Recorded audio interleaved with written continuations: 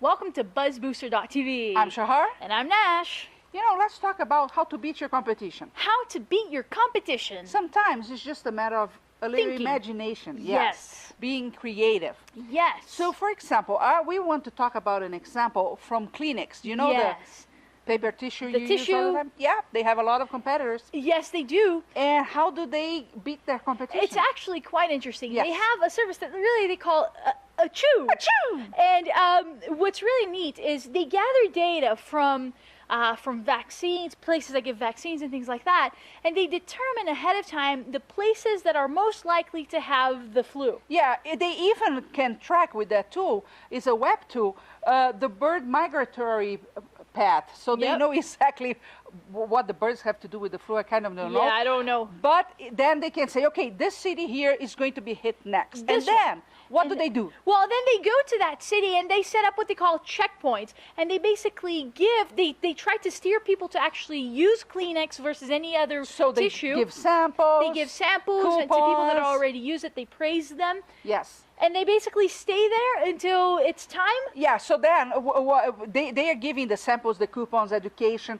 So trying to build some goodwill around that, right? And then when they know where is the next place, so then they know, go, because of the Chew tool that they use, they basically know the next cities that are most likely to be hit, and then they go there to that city and they set up the checkpoint there. They go through this process and then they go to the next city. And so they try to beat it ahead of time. They try to be in that city and offer their tissues. You know, I think it's a very, very smart marketing strategy, especially in a business that you can say is kind of seasonal, right? They know that when the flu season hits, that's the big time for them to sell. Right, and then they do an extra thing to create that goodwill and get people using and really experiencing their products.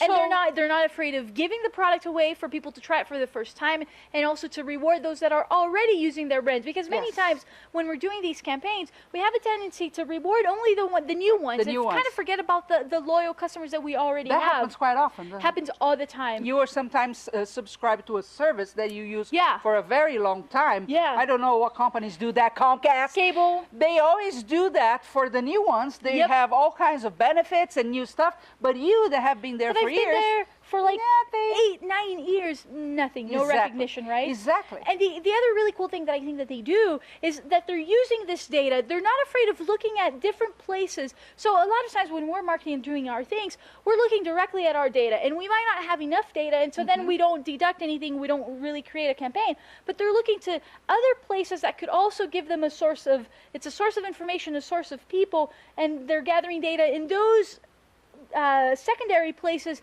to then establish what they're going to do and do it ahead of time.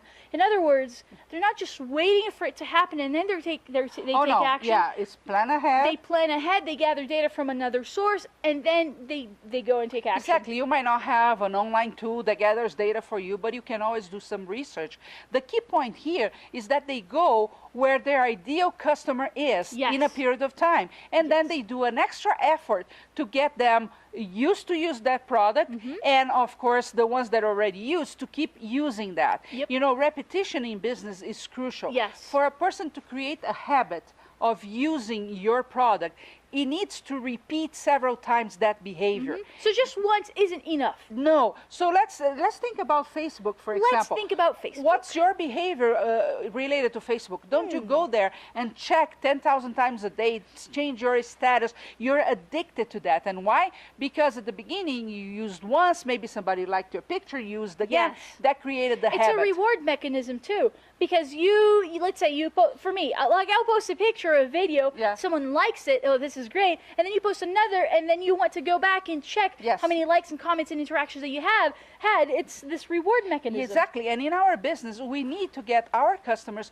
used to using the product, creating the habit. And sometimes by giving coupons, by giving samples, we are fostering that, you know, until it becomes a habit. And Kleenex knows that very well, and that's what they are doing. So what's next for you? What's next? It's really to think, okay, what are times of period in a year that I have a special moment where I can use, like they have the flu season. Where are my ideal customers? What are they doing? What sports they are doing? And how can I go there and somehow foster the use of my products or services. Find reasons to establish checkpoints, Exactly, basically. exactly. So this week, you're going to go and see how you could create those checkpoints with your ideal customer. Yep. See you next time. See you next time.